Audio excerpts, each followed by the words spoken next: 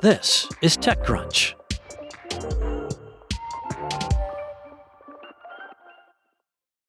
Matt Carey, the co-founder and CEO of Boston-based startup Teradar, loves when people tell him, "I don't believe you." He recently told TechCrunch that's right where we want folks. Carey has spent the last few years quietly building a solid-state sensor that sees the world using the terahertz band of the electromagnetic spectrum, which sits between microwaves and infrared. It essentially combines the best traits of radar sensors, like no moving parts and the ability to pierce rain or fog, with the higher definition afforded by laser-based lidar sensors. It's a product that's never been done at this scale before, so people are understandably skeptical when Carey explains his work. A long-range, high-resolution sensor that's also affordable? It just sounds too good to be true. It's usually at this point that Carey gives them a demo, like at this past year's Consumer Electronics Show in Las Vegas.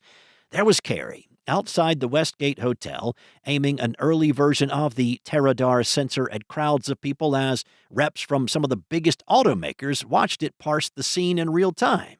He said, "They almost didn't believe it until they got to play with it. I've never raised money without, spending a lot of time in a demo of people trying to break it, and that's how it should be, right?" Carey's demos and the tech itself helped him lock down a $150 million Series B funding round from investors like Capricorn Investment Group, Lockheed Martin's venture arm, mobility-focused firm Ibex Investors, and VXI Capital, a new defense-focused fund led by the former CTO of the U.S. military's Defense Innovation Unit.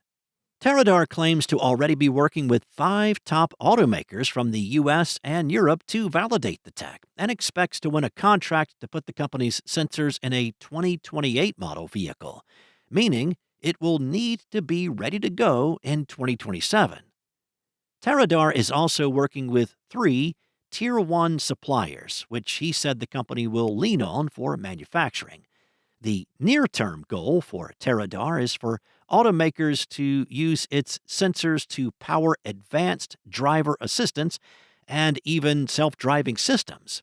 The modular terahertz engine, as the sensor is officially known, can be customized to fit any of those applications, and Carey said the price will fall somewhere between a radar and a lidar. Think a few $100s, not a few thousand. Carey said, "How do we get the sensor on every single vehicle? I drive a Ford Focus, and there's zero chance you're putting a $1,000 lidar on that." Carey said he was inspired to start Teradar after a friend of his died in a car crash. He said, "It was one of those weird corner cases where, between the sun and the fog, it couldn't have been solved by any existing sensor. In a situation like that, where there's lots of glare, cameras typically struggle. LiDAR would also be challenged because of the fog, and radar can only help so much with its typically lower resolution." Carey had already been in talks to go work for an automaker and was thinking about autonomous vehicle tech. In 2021, he started talking to his coworker, Gregory Charvat, the CTO of spatial sensor and intelligence company Humatics, about this apparent problem. Carey said, Charvat was like, "I've always wanted to be able to image at terahertz." Shortly after, they started Teradar, with MIT's The Engine nonprofit incubator leading its seed round. There could be other applications for Teradar's sensor, like in the defense sector. There's clearly interest there based on who is on the company's cap table. For now, Carey said the company is almost entirely focused on the automotive business, though.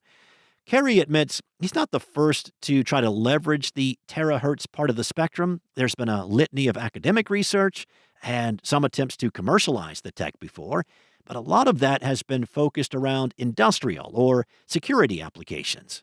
He said recent advancements in the silicon industry, combined with a focused team of experts, including his third co-founder, Nick Sayes, who Carey boasted is the world's best terahertz chip designer, bar none, has allowed them to move quickly and woo big automakers.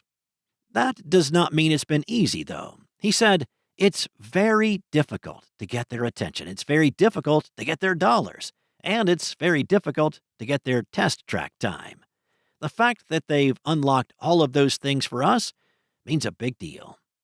In other words, now they believe him. That's it from TechCrunch. For more crunchy, bite-sized articles like this one, go to techcrunch.com/startups.